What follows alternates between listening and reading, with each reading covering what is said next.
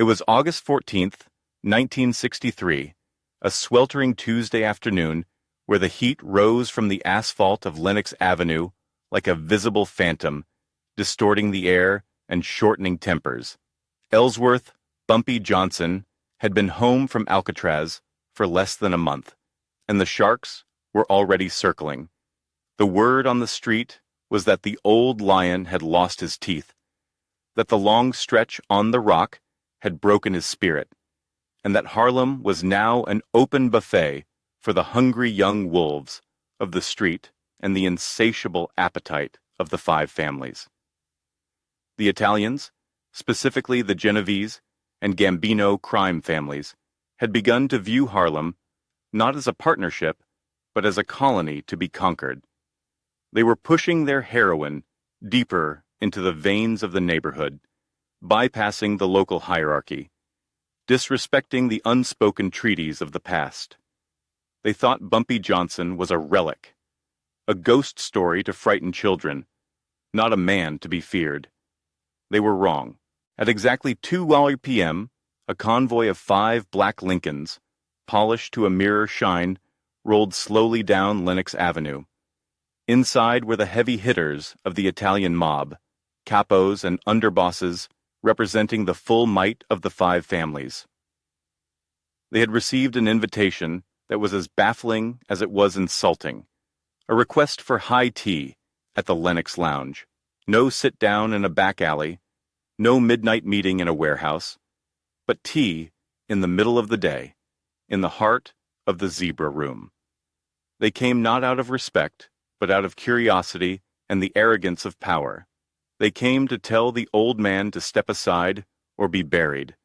They carried snub-nosed .38s in their shoulder holsters and the confidence of men who owned the police, the judges, and the politicians. But as the cars idled in front of the famous Art Deco facade of the Lenox Lounge, the Italians noticed something unsettled in the air. The street was strangely quiet, the sidewalks empty. It felt like the calm before a hurricane. Inside the lounge, the air conditioning hummed, a stark contrast to the oppressive heat outside. Bumpy Johnson sat alone at a large circular table, dressed in an impeccable gray suit, a white handkerchief in his pocket, reading a newspaper. He didn't look up when the door opened and the 5 Italians marched in, their eyes adjusting to the dim light, their hands hovering near their lapels. They surrounded the table, looming over him, radiating menace. "You have some nerve, Johnson," sneered a capo from the Genovese family, a man known for his short fuse and long memory. "We expected you to be running, not drinking tea. You think because you're back, the clock turns back? Harlem belongs to the highest bidder now." Bumpy slowly folded his newspaper, placing it precisely on the edge of the table.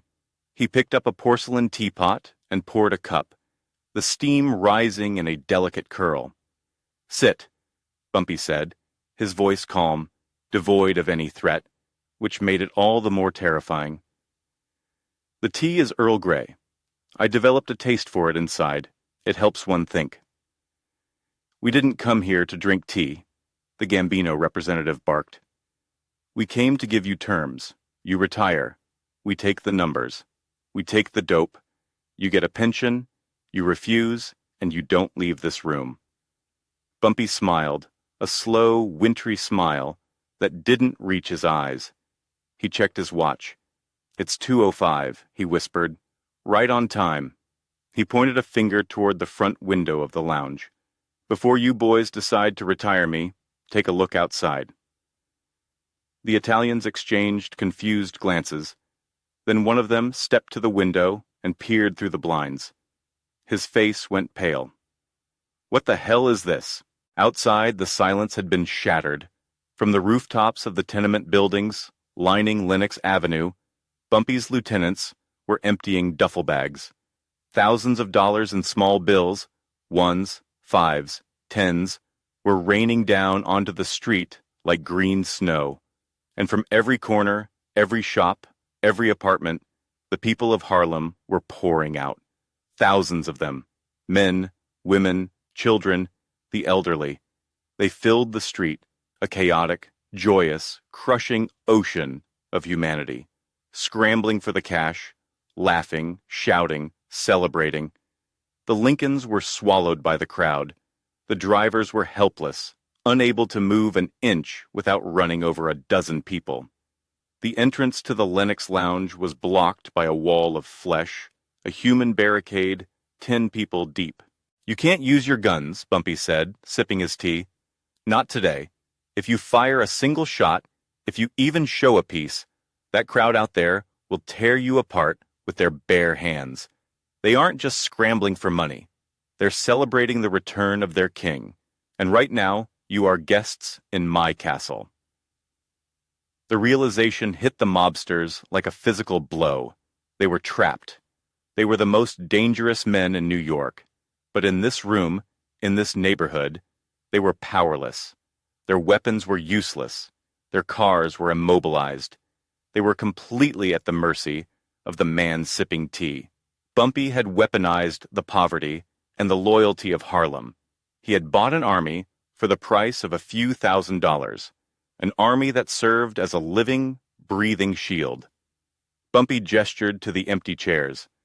I said, "Sit." This time, they sat. The arrogance was gone, replaced by a grudging respect and a palpable fear. Bumpy didn't raise his voice. He didn't slam the table. He spoke with the precision of a professor lecturing unruly students. "You Italians, you understand family," Bumpy began, leaning forward, his eyes locking with each of them in turn. "But you mistake Harlem for a business. Harlem is a body. I am the heart. You can't cut out the heart and expect the body to keep working for you. You want to sell your heroin? Fine. You want to run your numbers? Fine. But we are not a colony. We are partners. And in this partnership, I hold 51% of the vote. And if we say no?" the Genovese capo asked, though his voice lacked its earlier conviction. "Then you walk out that door," Bumpy said, gesturing to the mob of thousands pressing against the glass. "And you see if you can make it to your cars before my people realize who you are. I can't guarantee your safety once you leave my table. Out there, I'm just a man. But in here, I'm the negotiation." The terms were drawn up over tea and biscuits. It was the Treaty of Lenox Avenue. The 5 families agreed to a split that favored the local leadership. They agreed that no Italian soldiers would enforce on the streets of Harlem. That was Bumpy's jurisdiction. They agreed that a percentage of the profits would go into community welfare. Bumpy's way of ensuring the people who acted as his shield were fed. It was practical, it was brilliant, and it was bloodless. As the meeting concluded, Bumpy stood up to shake their hands. The mobsters, men who bowed to no one, found themselves nodding in deference. They had been outmaneuvered, not by firepower, but by brain power. They had been checkmated by a man who saw the board differently. "One last thing," Bumpy said, as they moved toward the door. The crowd outside still roaring, the air thick with the energy of the streets. He adjusted his cufflinks, looking every inch the aristocrat of the underworld. "Don't ever mistake my kindness for weakness. I fed the people today to save your lives, not mine. Remember this feeling. Remember the weight of this crowd." He walked them to the door, the bouncer parting the sea of people, just enough for the mobsters to squeeze through to their cars. Bumpy stood in the doorway, framed by the neon lights of the Lennox Lounge, watching them retreat. He called out, his voice cutting through the noise, a quote that would be repeated in social clubs and pool halls for decades to come. "Gentlemen," Bumpy said, a small, triumphant smile playing on his lips, "you can walk through Harlem. You can do business in Harlem. But never forget, you only come in when I open the gate." The cars slowly pushed through the crowd, dented by the press of bodies, the mobsters inside shaken to their core. They had come to kill a wash-up. They left having kissed the ring of a monarch. Bumpy turned back into the cool dimness of the lounge. He didn't watch the money being picked up. He knew that the few $1,000s he had thrown off the roof was the best investment he had ever made. He had bought more than safety. He had bought loyalty.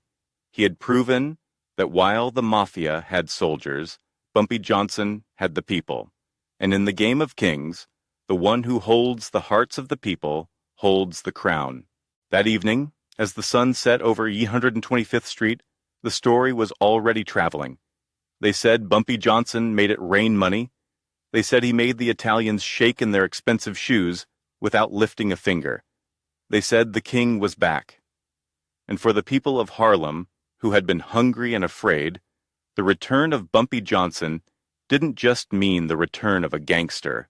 It meant that, once again, there was a wolf at the door guarding the house, making sure that if the family couldn't eat steak, they would at least never starve.